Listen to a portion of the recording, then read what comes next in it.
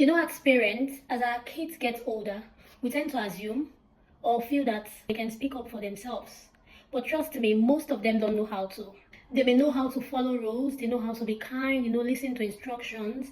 But trust me, they still struggle with, saying when something is not okay. They just go, "Oh, that's not fair.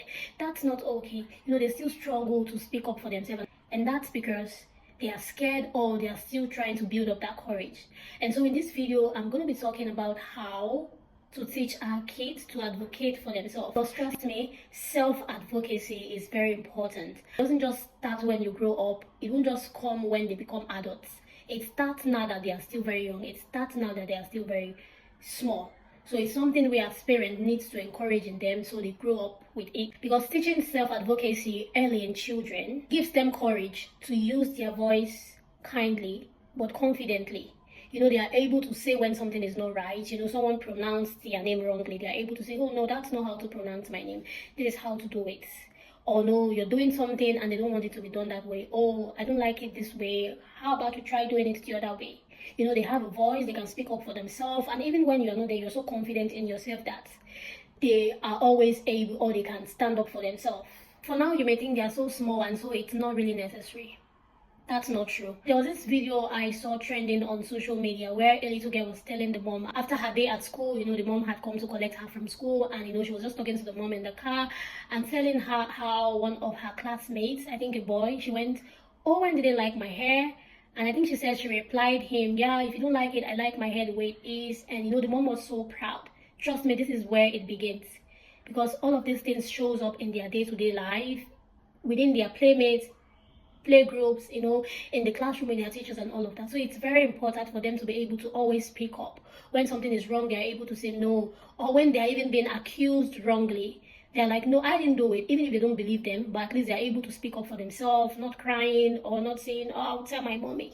So self-advocacy is something as parents we need to teach our children at a very early age. But trust me, it builds lifelong confidence. And we're not just teaching them to be, confident about themselves. We're not just teaching them manners. We are also teaching them self-respect, to be self-sufficient and, have good self-esteem. So now, how do you teach your child to advocate for themselves?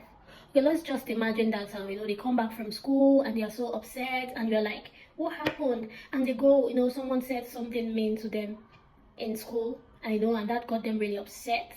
The reason why they are so upset is because, or maybe they didn't know what to say, or they didn't know how to stop the person, or they didn't know how to tell the person that what they said to them is not right, or it's not nice, so they are so upset. And you are here now, so the first thing you want to do is to comfort them, and then you want to give them the right words to say when next such should happen, or when next the person does or say any of such thing to them. So how do you go about it? Now you want to tell them, or you go ahead to tell them, when next they say this to you, you tell them, "What you've said is not nice. I don't like it.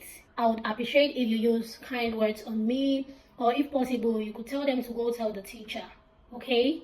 But then it's very important to get them to speak up for themselves, like telling the person to their face, "I don't like this thing, you need to stop it." So you also need to teach them not to, get upset, because the more you get upset, you're giving the person the upper hand to continue, because now they know what they are doing to you is getting to you, and they are so happy about it. So I think that behavior is going to continue. So you have to teach them, get them to know that they don't need to, tear themselves apart in front of that person, but they need to be bold and confident to say, "I don't like it," and you need to stop it. If it means walking away, then they should walk away from the person. After saying all of this to them, you practice it with them at home, like, "Oh, you tell them, I don't like it when you call me that." So that one sentence could change a whole lot of things for your child.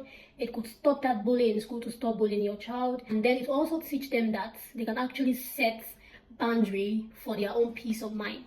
And also, we need to model self-advocacy, for them to say, okay, let's just say you take them to the doctors and they are sick, so you take them to the doctors, allow them to tell the doctor how they feel. When the doctor allow them to speak up for themselves, and you could tell them, "Oh, do you want to tell the doctor how your tummy feels or how you're feeling right now?" That way they are learning how to speak up for themselves. One thing you should always have in your head, or one thing you should always think about is, okay, what if I'm not there? When they can speak up for themselves, when you are not there, your mind is at rest, because they're going to go in there and make you proud.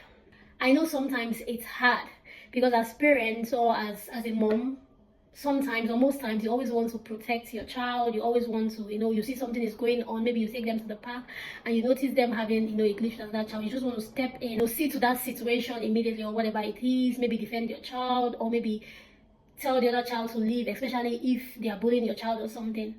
But sometimes you need to allow that space, you need to allow that to come and see how they would react. And even if you feel disappointed at their behavior, or maybe they start crying, it's okay. Trust me, the more you keep teaching them, over time they will become brave and they will be able to stand up for themselves when you are not there. But one thing you should not stop doing is every time they come to you to tell you, someone did, your words of encouragement should always, cheer them up, and you always make sure to, teach them how to handle whatever situation it is they've brought to your table, or whatever it is they've brought to you to tell you. Always have an answer, a good answer on how to handle it. And trust me, over time, you will see the improvement. Trust me, you'll be proud of their bravery. And don't forget to always shower them with praises, especially, those tiny victories, those ones that you feel, is not so important. Maybe someone tried to bully them and, they try to speak up for themselves, and the process, it gets really upset, crying. All you need to say to them is, wow, that was brave and I'm so proud of you. So teach them early, let them know that their voice has power. Until next time, bye. And please don't forget to like, share, leave a comment, and thank you so much.